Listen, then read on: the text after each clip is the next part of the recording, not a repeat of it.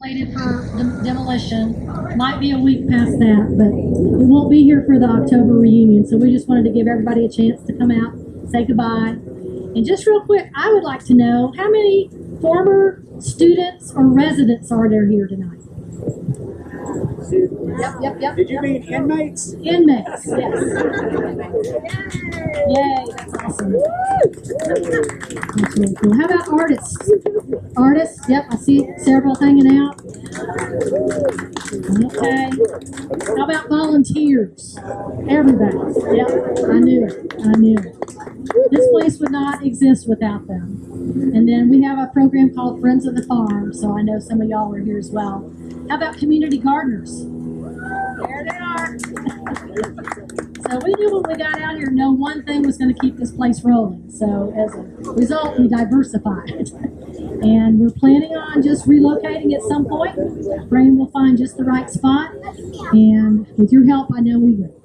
So with that, I want to introduce a couple of people that have worked so hard over the last few years to make this place possible.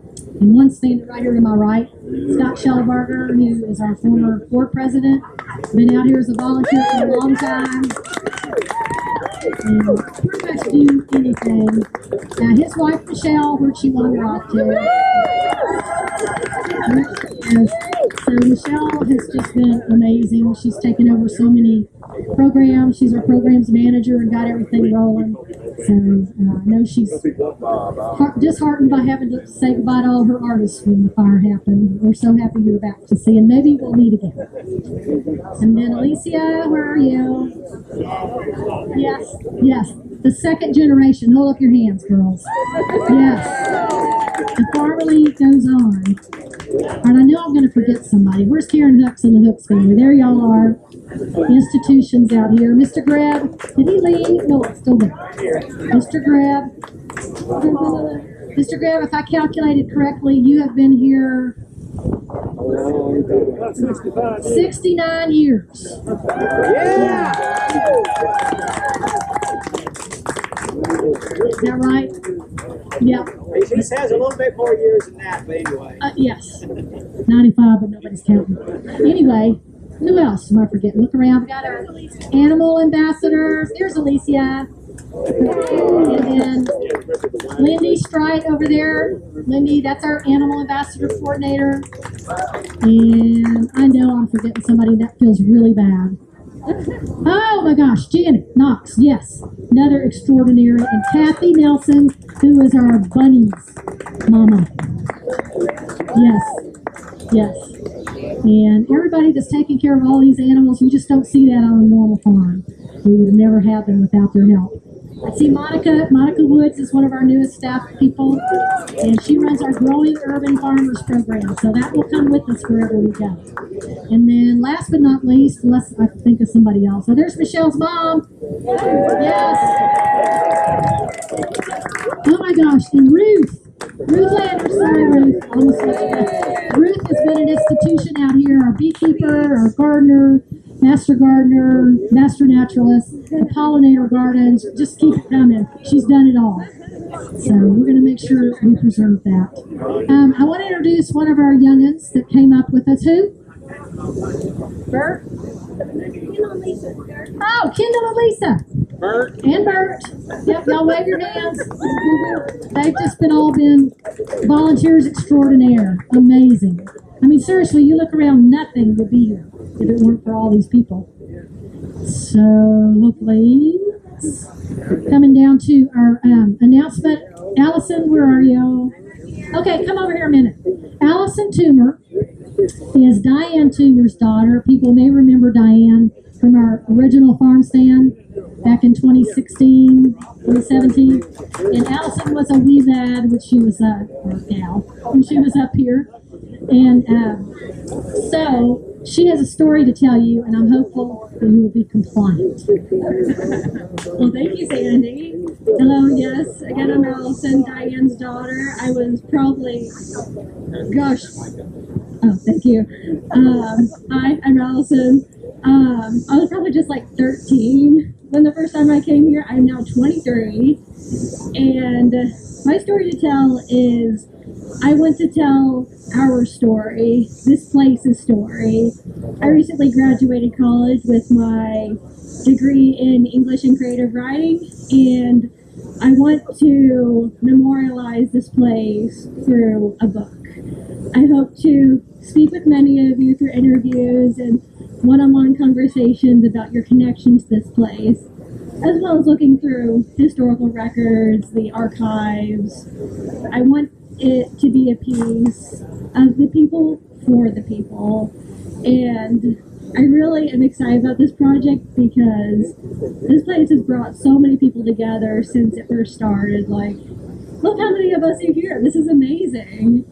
It is heartbreaking, but there is beauty in pain, especially when it brings us together.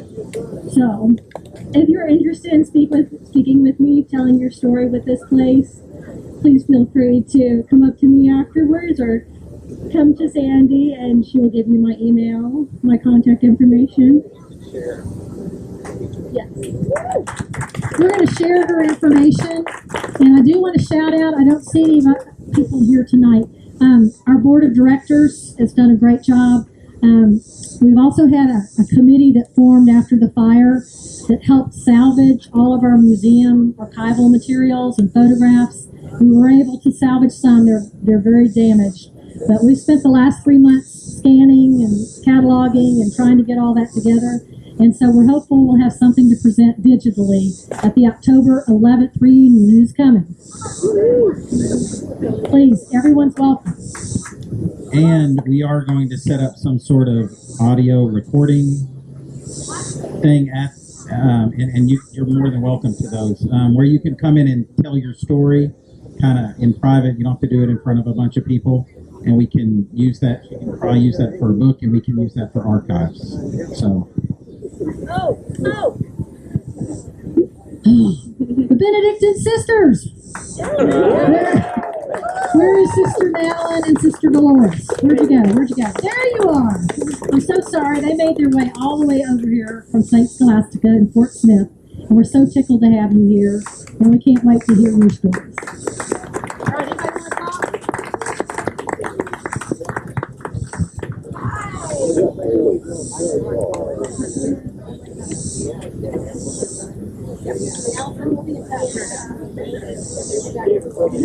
anybody want to talk?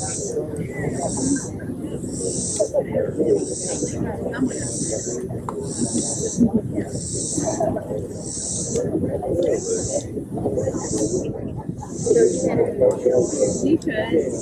Yeah. Someone has to.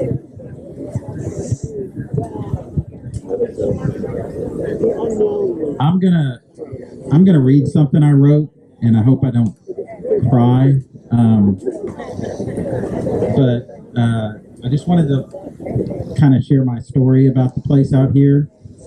7 years ago, my wife Michelle signed me up to be an animal ambassador out here. We've been out here once before, and thanks to Jan for setting that all up, who's not here. But Sunday, my job was to feed the goats on Sunday. So I'd be out here at 7 o'clock feeding the goats and the chickens. And I found peace with the goats and the chickens at the farm. And I discovered that I really had, in doing these farm tasks that I'm an IT guy. And so in doing these farm tasks, I found joy and peace and that I never thought I'd find working out here on the farm with the animals in the gardens. And then I watched our youngest daughter, Amy. Where are you, Amy? She's wandering the farm. She's actually probably going to jump in with the goats right now. But watching Amy fall in love with the animals and the farm and learning about things that you could never learn at school, about how to take care of chickens and goats and sheep and even cows. That was amazing. It grounded our family during COVID. I thought I came here to help and volunteer, but in truth, this place helped shape who I've become. I'm a new person because of this place. But on March 19th, the fire took the building, and it took the very heartbeat of my community. The loss of the building was immense, and it was very painful. But the loss of seeing all of you on a weekly basis, that hurt the most. Because me and Michelle and our family witnessed the warmth and the creativity and the friendship that all the artists and the farmers and the gardeners and the volunteers and even our guests and customers brought out to this farm. We missed our regular customers that supported us weekly, our RV guests from around the world that shared stories, our special visitors that have personal history of the building, and told us wonderful stories about growing up out here and what happened out here. But most of all, losing our community of artists felt like the creative heart of our family is lost, and I'm very sad. But we're all out here. Even though we have this loss, our community endures.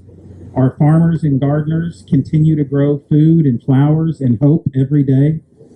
St. Joseph's home will never be rebuilt. It'll be gone in probably 3 weeks. The farm may never be a farm again. But this site has been not just about farming. It's never been just a building and a farm. It's always been about the people, the purpose, and the possibilities. And with you guys as our community, I hope that we will build something new, something beautiful, and something lasting. So, thank you.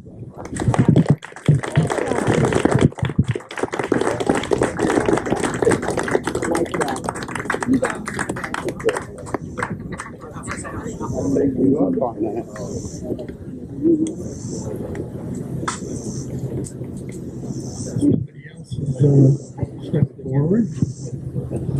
I'm Jay King. I had a room right there, that downstairs room in the corner. You're gonna have to yell it. Okay, I got to yell. I was in that room right there. I wasn't there that long. A lot of the artists upstairs were way before me. I was just getting ready to be here for a year when the fire broke out, and I don't know. I could tell you. I don't know. I kind of regret not meeting a lot more of the artists here. We had open houses where lots of people would come through the building and talk to you, and it was great. But you didn't get out to meet the other artists, except at the meetings, and then there wasn't really enough time. I don't know. It was really interesting coming here and seeing the transition from the art world to the agrarian world. I think there was really a connection there. My favorite thing was coming out and visiting with the donkeys every day. I love those donkeys. Those donkeys are great. I tried to feed apple slices to the goats, but I'll tell you, those nanny goats would not let any of the other goats participate, so I gave up on it.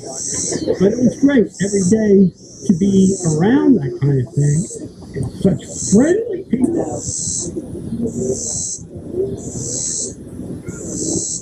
There's a volunteer spirit that went on here. It's hard to reproduce. I just hope it can be reproduced. I think it can, especially with Sandy and Michelle and Scott and Ruth, Sweet Flower. That's all I have to say.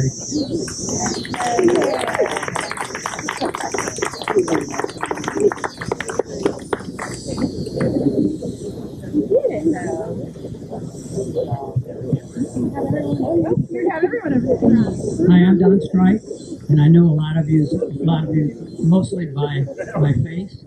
I am married to Lindy Stripe, and she at times, I'm convinced this is her second home, and that's great. And she's taught me a lot by the way that she cares for the animals. But that's typical of how she cares for animals all her life. And we have animals in our yard. And since we've been married, when I get a call from her and she says, "Don," I say, "Well, what kind of animal are you bringing home this time?" And so this is a natural thing for her. But anyway, a couple things I wanted to say that are, they're personal. I do workshops, and I happened to do a workshop on resilience yesterday, or a couple of days ago, and I listed a lot of characteristics. There's probably in the book and my own imagination, I came up with about 30 characteristics of resilience. What people we recognize as being resilient, and what it takes to be resilient, and examples of that. And so I wanted to say that with all I've seen with Lindy and all of you that I've seen working out here, I could take a picture of all of you, and if we had a dictionary of what resilience looks like, you would all be in the picture. And that's no small thing, as you know. And then maybe one last funny thing is that I'm also a runner, and so I don't mind running when it's 20 degrees, or I'm not crazy about it being 85 and running. But Lindy has been very kind and patient from the times when she's come out here and it was 20, and I might be on my way out to go running, and I was grateful that she never said it to me, "Oh, well, you could go out and run when it's 20. You could surely come out to the farm and help." So, but she's taught me a lot. She's been a great example. Anyway, I'm grateful to be a part of this, and I want to continue to be a part of it. So thank you all of you.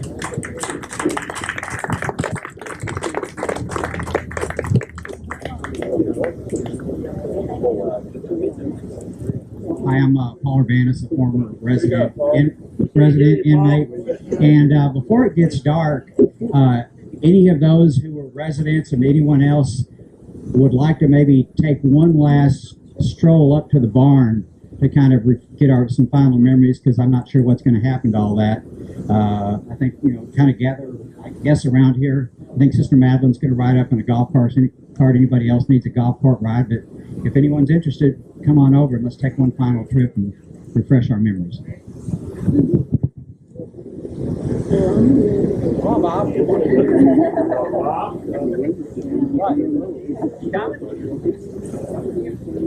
Well, put me on the spot.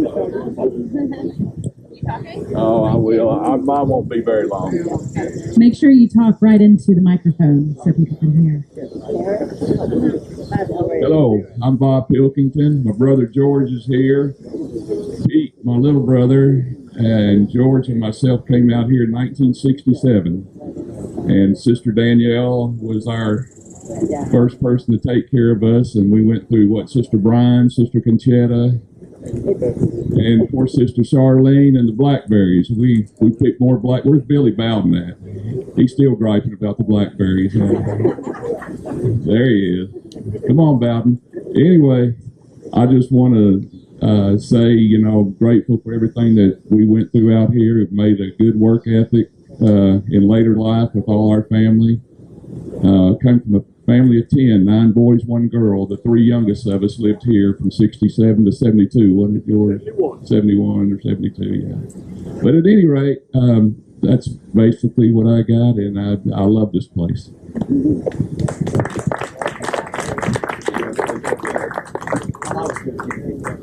So I'm Paul Urbanus. I was here from, say, 64 to 70, first grade through 6th grade. They had a school out here from 1st through 4th grades, and then they took us to Sylvan Hills when they closed the school down. But I wanted to say that for someone who wasn't in a regular home, there could not have been a better place to be. There were, at the peak of it, the time that I was here and when Bob was here, there were probably about 100 kids, about equally split between guys and girls. And I don't know how the nuns kept us all together, but we all had responsibilities. Yeah, picking blackberries, having to get up in the summertime. Yeah, buffing the floors, waxing the little wood panel sidebars. But they we had a community. We had our own playground out there, you know, with a merry-go-round and all kinds of stuff that ball fields that most kids didn't have in their backyard. So even though there were a lot of things we didn't have, we had a lot of things that others didn't have. We had, you know, each other, and it was one of the things that was interesting. If somebody did something that they would have gotten in trouble about, but the nuns didn't know who did it, no one would rat on anybody. You know, it's almost like we were in a gang or something like that. But the nuns were firm, but they did it with love and knowing that, you know, you have to teach kids responsibilities and to do the right thing. And I want to say thank you to all the nuns, Sister Madeline, Sister Danielle, Sister Charlene, Conchetta, all of them. They were great, and I wish that those of you that weren't here would have been able to experience some of what it was like and how good it was. In many ways, it was way better than some of the foster care horror stories you hear today. It was really awesome.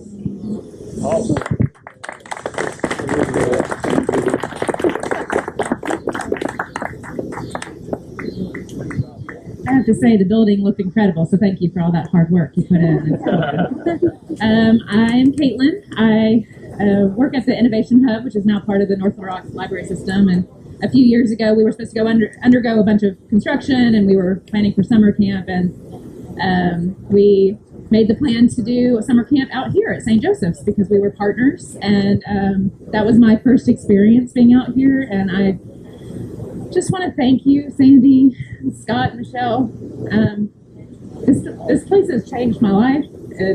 Being able to expose so many young children who signed up for Innovation Hub camps because they were into like technology and innovation, you know, these things. They didn't quite know what they were getting into when they brought their kids to the car stand, but they got this opportunity to have just raw nature learning, see cows first thing in the morning. I mean, if you've never been here at 7 a.m., it is the most incredible place in all of Arkansas. It is so wonderful. So to get to see children and their eyes light up and these things that, you know, those families are not in a position to do this leisurely. So they had the opportunity to come here in the summer, and it changed everything. And then fast forward a few years after that, I lent my chainsaw to Scott because of the tornadoes and, you know, limbs were falling all over the place. So I gave him my chainsaw, and a year later, I finally came over to pick it up from him, and I made a plan to meet my now partner, and I love him, and we met right under that tree. And he couldn't be here tonight, but I was like, well, I probably need to propose to him under that tree, like, immediately. Maybe not next to the porta potties. I'll wait for those to happen. But, and don't tell him that. It'll be a surprise. But this has truly been such a magical place, and I've met lifelong friends and gotten to teach your children, and yeah, I'm really looking forward to being a part of whatever's next. So I hope that happens soon, and let me know how I can help.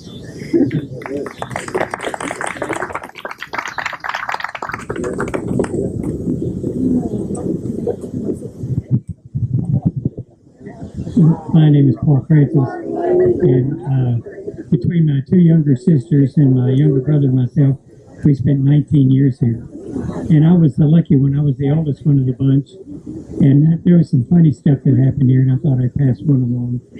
One day, I think it was Jody Copeland and Tootsie Howell were having a fight underneath the porch on the other side. And Tootsie was just getting the crap beat out of him. And so he says, time out, gotta go use the bathroom. And he let him up. Where does that happen? Everybody had a totally different experience here. And I was the shortest one here. But my youngest sister ended up being a teacher. The other one ended up being a physical therapist. My younger brother sells jet aircraft, and I retired as a commander in the Navy. And I think it's all because of this place. There's one sad story, so to speak. About 4 years after I left here, I went to Jacksonville. I went to Catholic High. Went to Jacksonville for a day, and I saw this guy named Bobby Bowman. I walked up to him and I said, "Your name's Bobby Bowman, isn't it?" He said, "Yep." I said, "My name's Paul Francis. I was with you at St. Joe's Orphanage." He looked at me square in the face and said, "I have never seen you before in my life." And he turned around and walked off. And so I was just standing there with my hand out. And then 10 years later, I was working the United Parcel Service. And he came up to me after a couple of weeks. He says, "I think I know you." And I said, "You do?" He said, I said, "My name's Paul Francis. You were now together at St. Joe's Orphanage." He said, "I just don't remember." I said, "My name is Paul Francis." And I drug it out and I said, "As a matter of fact, you're the last guy I got in a fight with." He said, "Oh, really? Who won?" I said, "Hell, if you don't remember, I did." Everybody's experience here was different. Most of them that we talked about are good. Sister Charlene came up to me at a 95 reunion and tried to apologize for the way she treated us. And I said, "Stop." I said, "There were 50 boys and 2 nuns. I said, you need to get your bluff in early and hard, because if you didn't, we would have run right over you.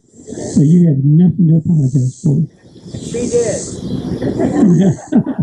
And I remember that woman, you'd walk up and shake her hand and your knees would buckle. Strongest woman you ever met in your life. And this is a magical place. I'm sorry it's getting torn down.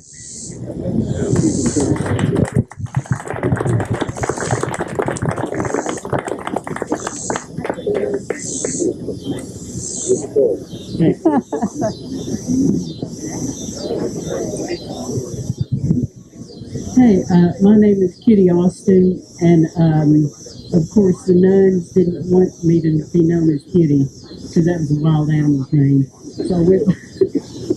So I went by Mary. I was Mary Kathleen.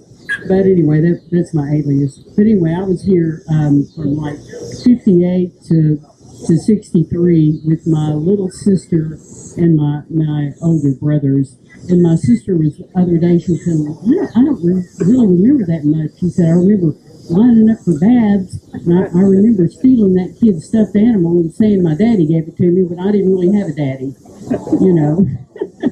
But anyway, we had some, she said, and I got her in trouble because, and I remember this, we took, I mean, this is so biblical.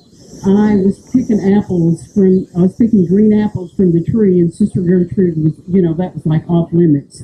And my sister said that I made her do it too. So anyway, we had to both go in and, get down on our knees and beg forgiveness. Then when at one of the reunions, it came back, and I got some apples and went home and made an apple pie. Sister Gertrude was here, so she would have approved. But anyway, we had some interesting experiences. They would line us up like, every other night or something and give us a castor oil and a piece of candy. Everybody line up, get your castor oil and your piece of candy. And then we got our allowance was a dime once a week. And we would line up at the Coke machine and get a Coke. And I'm sure you've heard the story about the Beverly Hillbillies coming out here. Yeah. The Beverly Hillbillies came out here in a helicopter, so that was a big deal. Tell us more about that. Yeah. Well, they flew out here in a helicopter, and my other brother tells the story about Jethro throwing a ball, and everybody, he was so strong, and he threw a ball, and it went down by the grotto, and everybody was looking for the ball Jethro threw and everything. But that was pretty cool, the Beverly Hillbillies coming out here in a helicopter. But this was the girls' playground. And, some of this equipment I think was here when I was here. And there was a trampoline in the ground that we used to jump on, and swings and stuff like that. So anyway, and I had, Sister Gertrude was over the girls. Then my teacher, one of my main teachers was Sister Mary Kevin. Did you ever hear of Sister Mary Kevin? Anyway, she ended up starting a Montessori school in Fort Smith. So she was very well loved. She was young, idealistic, and I knew Sister Charlene. I don't know how I got to have interaction with her. Maybe it was through the cafeteria, but she was so cool. She was like this she had her habit on, but she usually had a big work apron over it, and she had a big hat. She had this big hat she would wear, and her arms were, she was like a working nun, She worked on the farm, she worked in the kitchen, but she was real gregarious and, happy, and seemed to love what she was doing. And my brother Tony tells a story about how, they would sneak out at night and go swim in the pond. And he said, that one night they got to the top of the steps and there were towels laying there. She said, I don't mind you sneaking out, but, don't drip water all over the place. So anyway, and he said he knew where the nuns kept the wine and all that because he worked in the kitchen. Then I don't know if Tootsie Howell is here, but anyway, so he was telling a story about how Sister Charlene would give him beer when he worked on the farm real hard. And he said, to this day, I still drink that same kind of beer. So anyway, it was pretty interesting. Of course, on Easter we would make little bonnets and march down to the grotto and everything. So it was an interesting experience, and we would go home periodically, and I always dreaded coming back. But anyway, here we are. I mean, it is a beautiful place, and as I got older, I realized what an oasis it is in the city. So lucky for the city to have this place. So anyway, I mean, I hate to lose this property, but anyway, hopefully you can reimagine a similar place somewhere else. But thank you for all your work keeping the place alive. It was just, I mean, it was just a wild, crazy place back then, So anyway.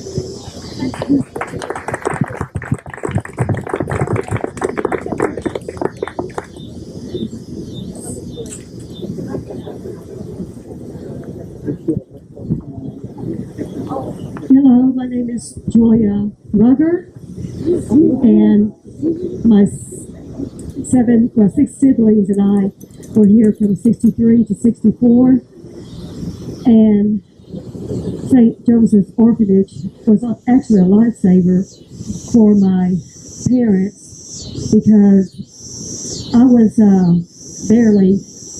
about 5.5 years old when I was up here, and after my mom had our last child, back then they didn't call it postpartum depression. So anyway, she had to end up being hospitalized, and my dad, of course, he couldn't take care of 7 kids and work, so he brought us up here to St. Joseph Orphanage. So, and I wasn't old enough to be in the grown-up section, so I was upstairs with the baby department, and so there were 3 of us in the baby department, and four of my siblings were in the older section because I wasn't old enough to go to school because back then they didn't have kindergarten.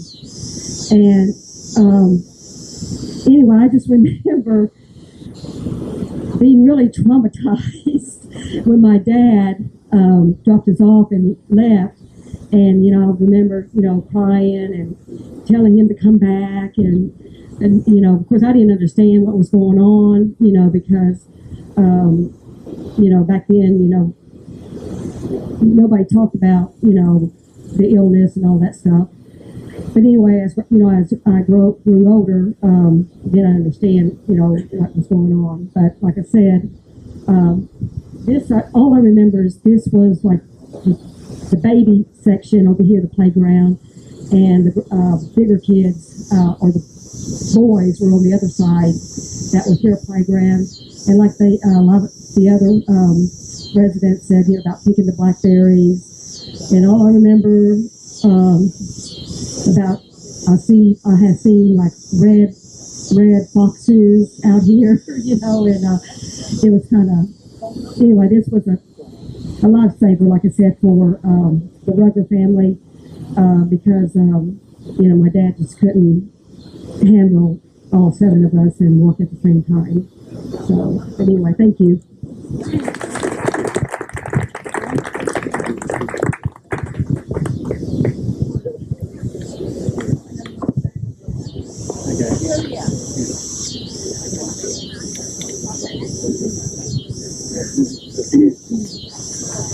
I've got one more story, and I think the statute of limitations has run out on this one. So the boys up here never did anything wrong. So one day, the nun, Sister Charlene got 6 or 7 boys, loaded us in the back of a stick truck. We drove to Russellville to pick peaches.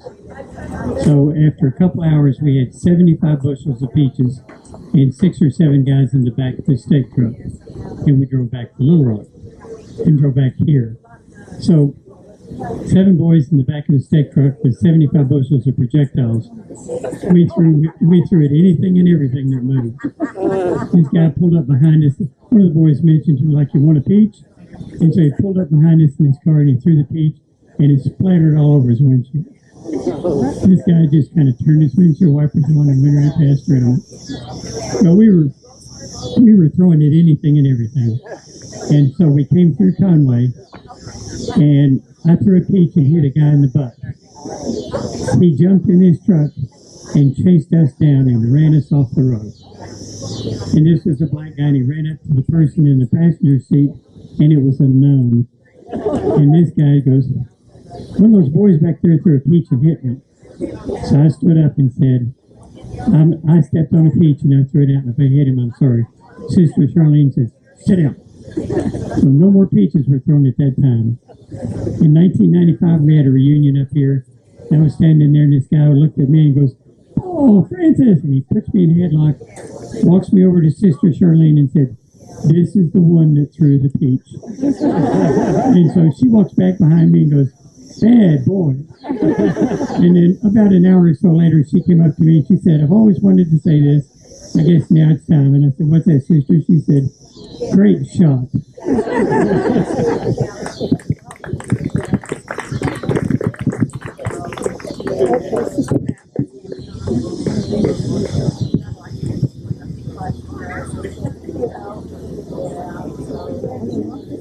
Okay, I wrote something on my phone, and I'm probably going to read it directly from my phone because I get really anxious speaking in front of people. Right here. My story at St. Joseph starts a little bit later than most of our storytellers, but in my short time with this place, I have gained a lifetime's worth of friends, memories, and knowledge. I found out about St. Joe's through an email from my college counselor. I think you'd really love it here, she said, and she couldn't have been more right. Within just a few months, I was working and living here full-time. It didn't take long before this place became my home, and St. Joe's was a home in every sense of the word. It was my home until it wasn't, on March 19th, at least. And when you lose almost everything, you're forced to reckon with not only grief, but the realization that maybe nothing you ever had really mattered that much anyways. I would like to share a section from a piece written by Bailey. She was a workaway staying here at the same time I was. It's just a snippet, it's not the whole piece, but here we go. The beautiful thing I keep thinking is how special all of my new things will be. All of these things can be replaced, and they will have a new special meaning to me. They'll be my fire clothes and my fire bags, my fire trinkets. Things are important, but not necessary. The outpouring of love and compassion from others will be felt through the items I have been gifted.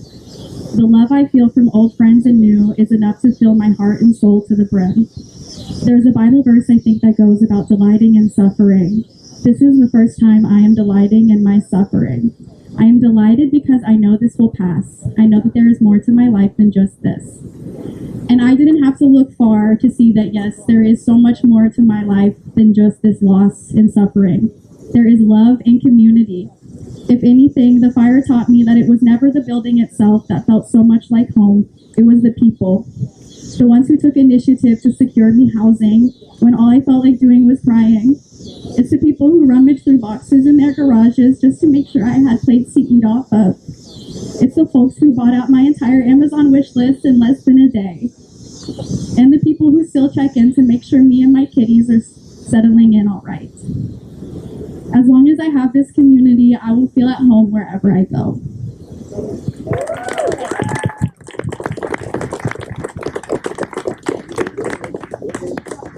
Is that an open mic? You can go. This is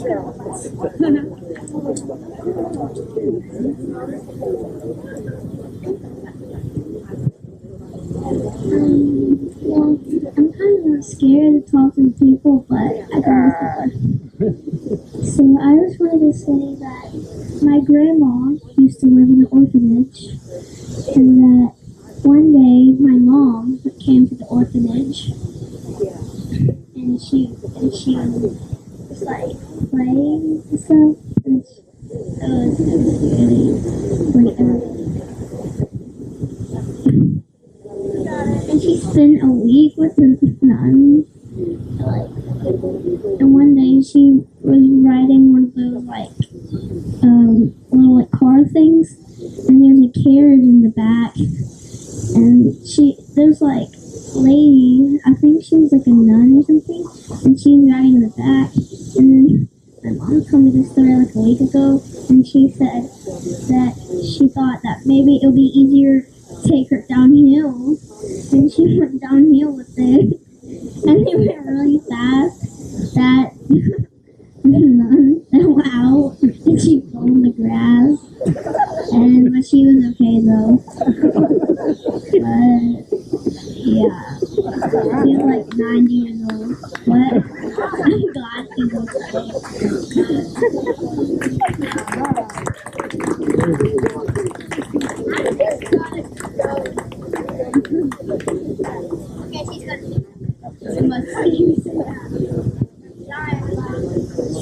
I'm nervous to speak in front of people.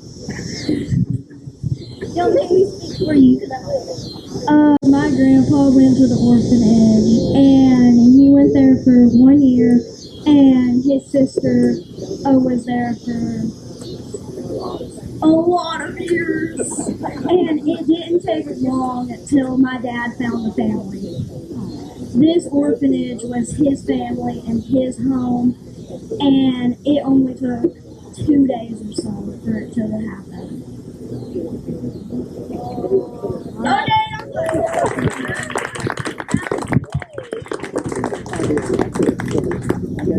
Just call me Heather.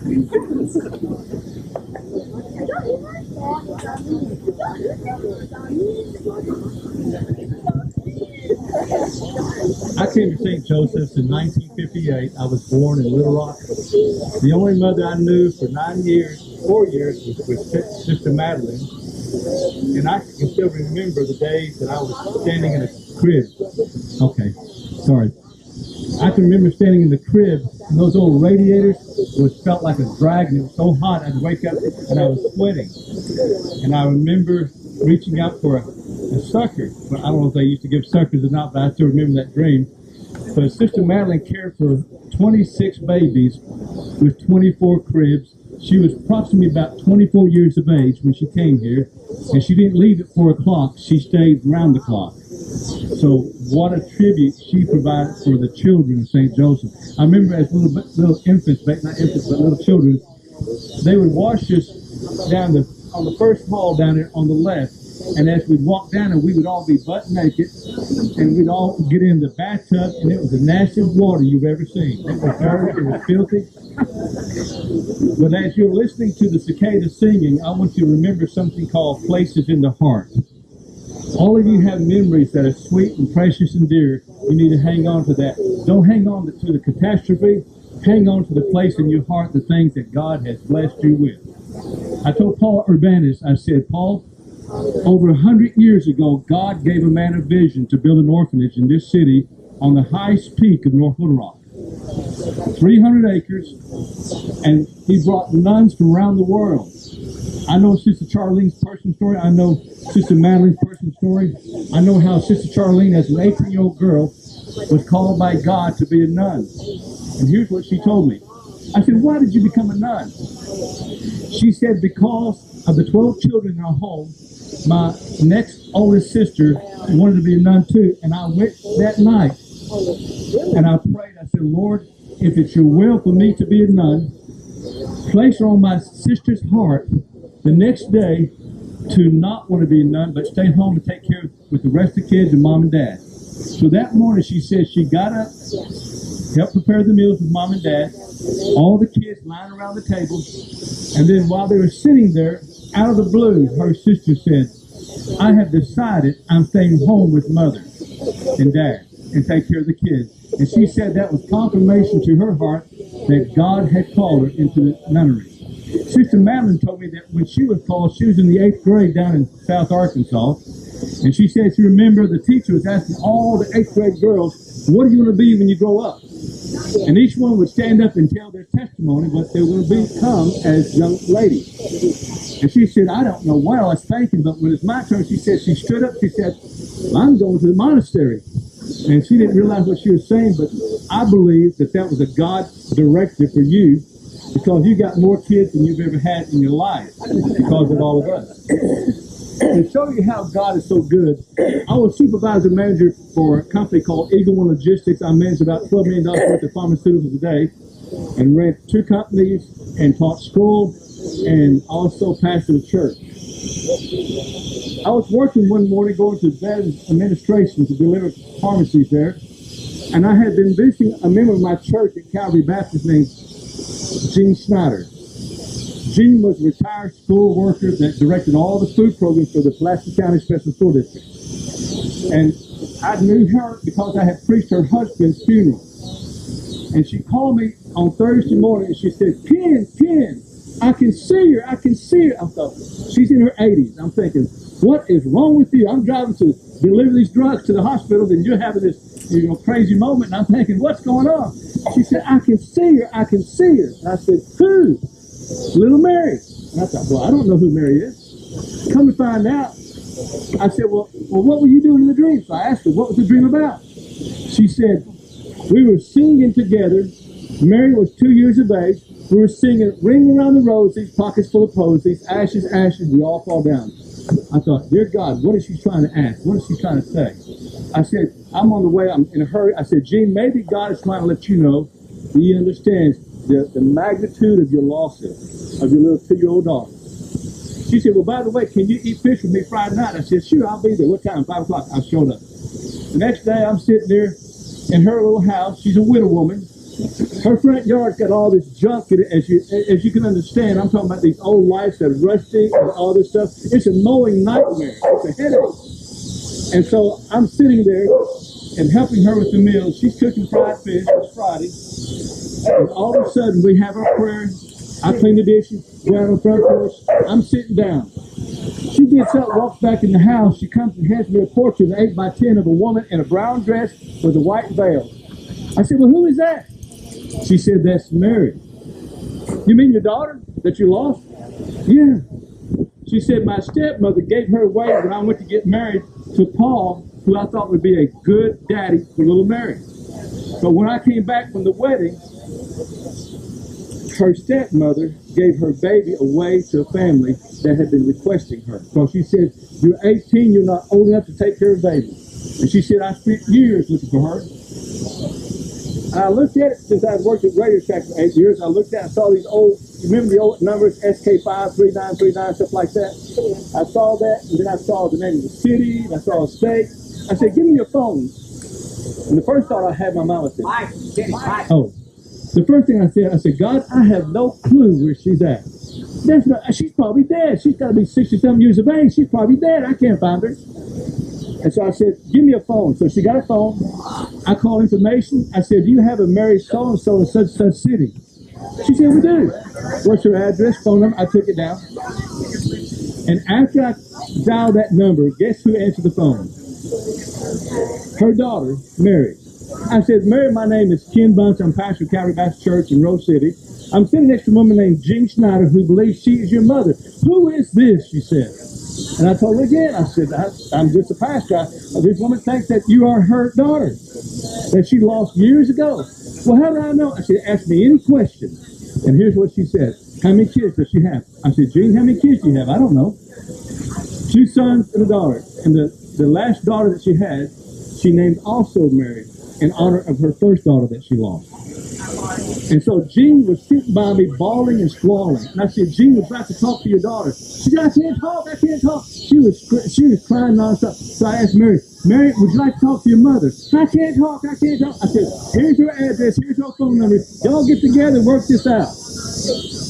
And then I stopped and hung up the phone, and I turned to her, and out of the book of Isaiah, which I had carried in my heart for many years, is the verse that says, Shall a nursing mother forget her suckling child?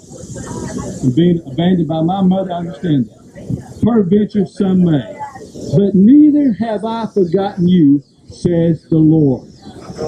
I knew then that God had told me, even though I may have been abandoned here, God Almighty has not forgotten any of us, because He sent nuns way ahead of us to cook for us, to sing to us, and teach us harmonica lessons like Sister Wilhelmina, Sister Charlene, to whip us when we climb apple trees and get in trouble, give us castor oil to go to bed at 5 o'clock in the afternoon when we didn't feel like we wanted to go to bed. I mean, she had devotions on the top floor every night, and she would sit down and work on her habit, and all those boys would sit there, and here's what she would say. Now, boy, God loves every good boy. Now, I thought about that for many years, and I began to wonder, well, what about the bad boys? What about the bad boys? And she would probably say, God loves them too. And then one thing I've never forgotten when she said this, she said, God is here, God is there, God is everywhere.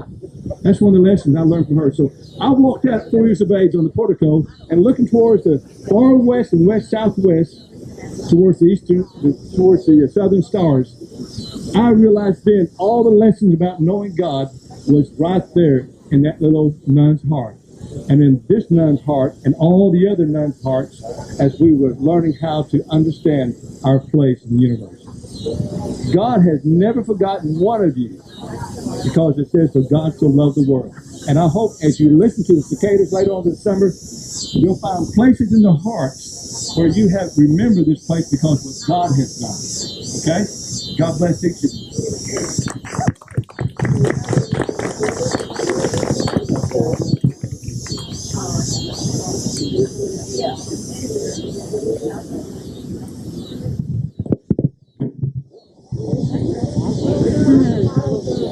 Hello, I'm Matthew Billingsley. I used to ride my bike around the building when I was a little kid. I lived right over there in Levy. I remember jumping on the trampolines, the in-ground trampoline. I had baseball practice on the baseball field. I remember peeking in the windows of the front door, thinking the building was so cool and wondering what it looked like inside.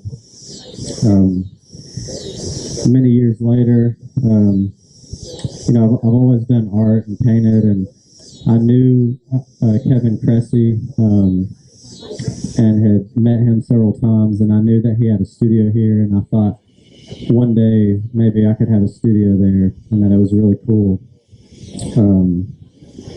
And I also, started playing music, and I saw online St. Joseph's, events, fundraiser events, and I thought maybe I should ask them if I could play music at one of those sometime. Well, the same day that I had that thought, my wife Monica, who worked later on worked in the store, she was friends with Michelle from the library. Our daughters were friends.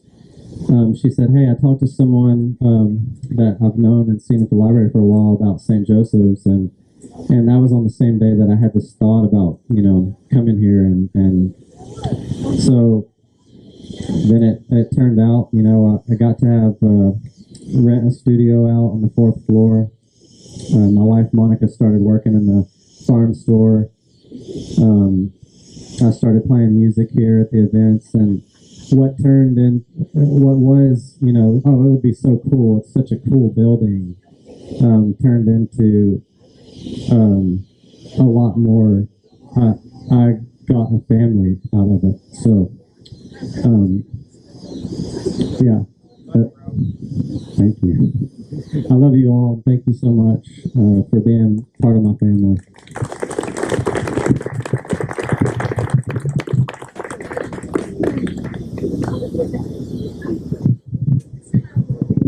I don't want to make all jealous, but this story will make you all jealous. I was every nun's favorite. I know it in my heart because they were always wanting me around them. But then I realized when I got older, they were just trying to keep me busy. I'm a little hellion, I'll say it out loud. But my story starts when we left St. Joseph's. And everybody's like, oh, you lived in an orphanage? I'm like, yeah. And they're like, oh, but it was so bad. I'm like, no, it was not bad at all. I said, there was a lot of love. This is my granddaughter. There was a lot of love. You didn't hear it all the time, but like I said, I was needed to be took care of a lot. I'd sneak around at night, and I may have snuck some candy out of the refrigerators and stuff like that. But when I would get up and roam around, I would see like them sewing clothes, fixing pants to the newest style, things like that. That's love. They didn't have to do that. They didn't have to make us look like everybody else. And when somebody donated a whole bunch of Converse high tops. We all was so excited to get those new Converse high tops. We went to school the next day. Everybody was making fun of us. Next day, I didn't want to wear them. Sister Bernice said, well, why don't you want to wear them? You were the happiest one. And I said, well, everybody was making fun of us. Well, the next morning, I got took to school by Sister Bernice and Sister Charlene. And she said, now, you tell this man right here what you told me. And I said, everybody was making fun of us in our tennis shoes. He said, well, after today, they won't. And so we had a big assembly at school. And the principal explained to a lot of those teachers and kids what we had here. And he did it in words I still remember. He's like, they love those kids like your mom and dad. And if you're going to make fun of them, you're going to need to leave this school. And I never will forget that. They didn't have to go do that. It's just things they went above and beyond. The food wasn't just cooked. It was prepared. I'm just saying, there's a difference, people. And I felt it. And I get really emotional and really ugly cry, so bye.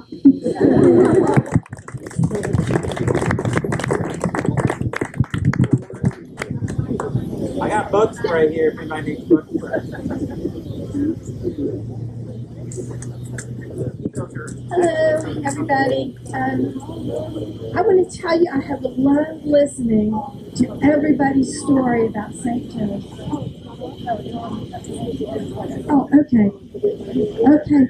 Well, I just want to say that I've loved listening to everybody's stories, and everybody has a different story about St. Joe's.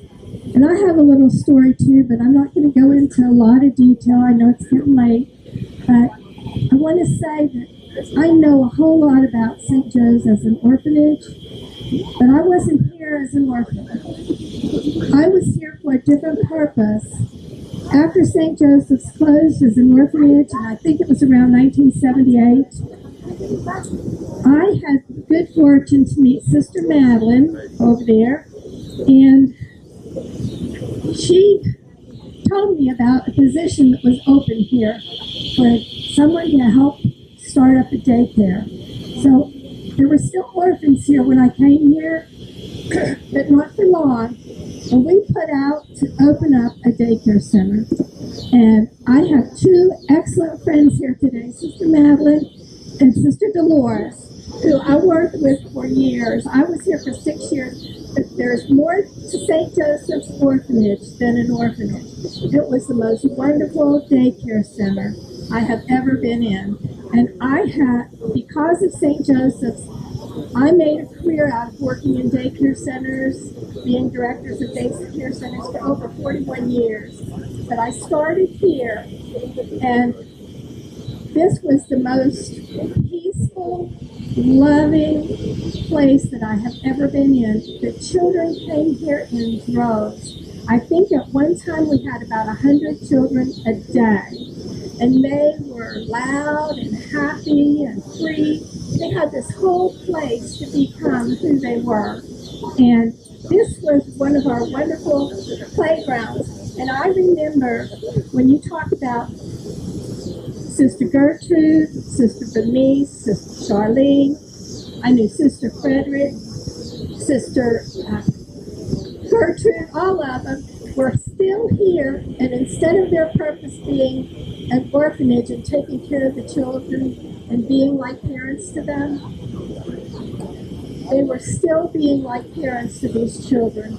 They were free and loving and happy and provided every single thing these kids needed. And we picked berries and we picked flowers and we walked out to the pigs when they were born. Mr. Gretz would come in and get us, and we'd get a big walk in for the day. Everything else had dropped because the pigs were born. And Sister Charlene, she used to come in, and this is one of the things that everybody pitched in. It wasn't just that you worked at the daycare, but Sister Charlene would come in a day and say, we're going to strip the floors today, and I want everybody to come help. So you dropped what you're doing, and the kids were laid down for a nap, and you would strip those floors, and you would clean them and wax them, and everybody pitched in. It was like one person was here and one person was down here, and everybody worked together to keep those floors beautiful. And they were still shining the last time I was here. I don't know if they were still shining when you were here, but anyway, there was another purpose. And then lots and lots and lots and lots of kids came here from the age of 2.5 up to 12 years old. And like I said, maybe 100 kids a day for years. I came in in 1978, and I know that it was still running close to 1990. So just wanted to let y'all know that.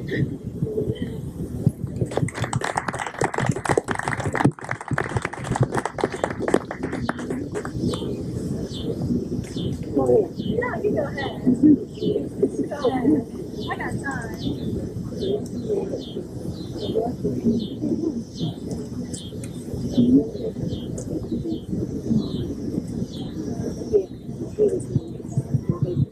Sister Madeline, I didn't do it. You just wait. I might have a hard time talking, but the building, I hate to see it go worse it didn't be. But when I think of St. Joseph's, I think of people.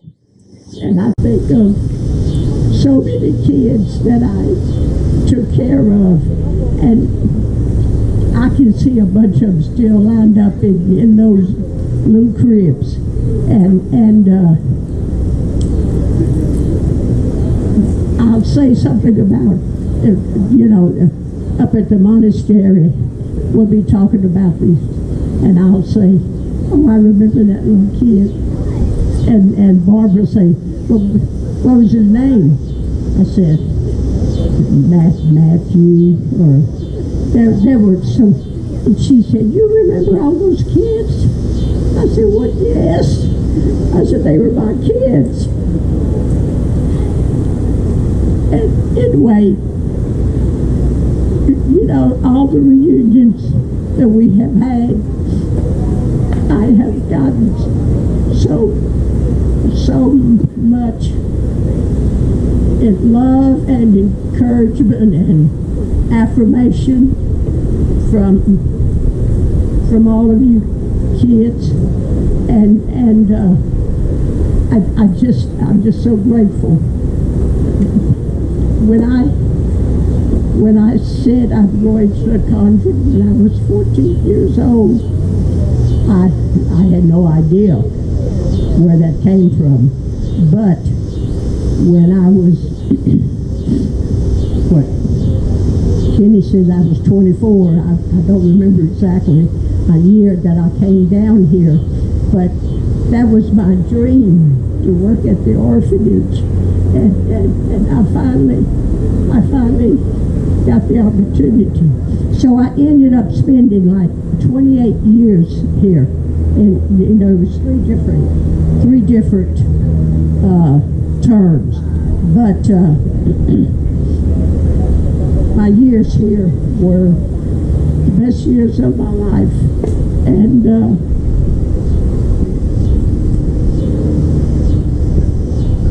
there's been many a tear.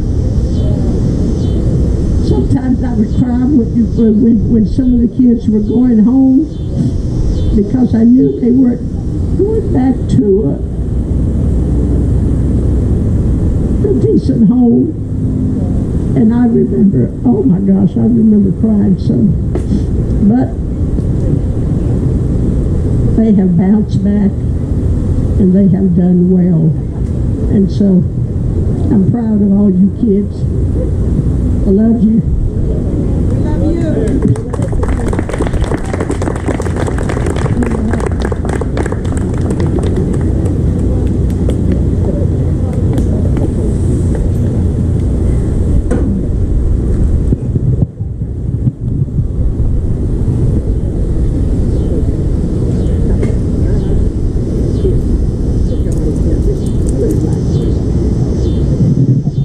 Beautiful. So, I want to tell a little bit about my experience here because I was here early days, back when the farm stand was in the beer shed, of what is now in the beer shed. And I told you previously that first time I came here I was 13 or so. I didn't exactly tell you much about it, so I figured might as well tell a little bit about it. So the first time I originally came here was for service hours. I was going to school at Christ the King over there in Little Rock, and they usually require service hours, and my mom was like, hey, I know someone who would be able to give you some service hours. So the first time I really came up here, it was to wash pots, terracotta pots, and wipe down, clean the windows over there in the kitchen in the inner area. They were dusty. They had not been cleaned in a bit, and it was those basic things, and for some reason I kept coming back to this place, and my mom had told me that she was going to help out with the farm stand, and I was like, I'll tag along, just cause. And we spent so many hard mornings here, and my mom and I both look on this place so fondly because it was hard work. We'd get up at 5 a.m. right before the sun was going up. We'd cross the river as the sun was going up just to get here, prepare everything. I remember one time I was carrying a cart of like, I think it had to have been peas, frozen peas, to the farm stand and put them in the cooler, and all these really unique experiences. And I'm so thankful that Sandy kind of let us tag along and help along, because being 13, that's a unique experience, getting to be out here at like 6 in the morning, helping out with the farm stand and really connecting out here. Fun fact, I remember whenever they built that, the Joseph carrying the basket statue, I remember that being put up. That was a really cool experience, and I've just got so much pride and love for this place, of just seeing it grow and become something so much more than, you know, what it used to be, which was a little farm stand in the beer shed. And I was, if you were there around then, I was a little girl up at the front saying, hey, you want a sample? Out with the hummuses, with all the chips. We'd have a little cooler of like cucumber water or something, and it was me and a couple other students, not students, but it was a few other people who would help out. And I always think of this place so fondly, and I'm so sad that it's going to be torn down too. But I always remember the people. Like everyone is saying, is we always remember the people. And again, I'm so excited to see where this place is going to take us next, where this community is going to go. And hopefully, I look forward to speaking with some of you one-on-one. Thank you.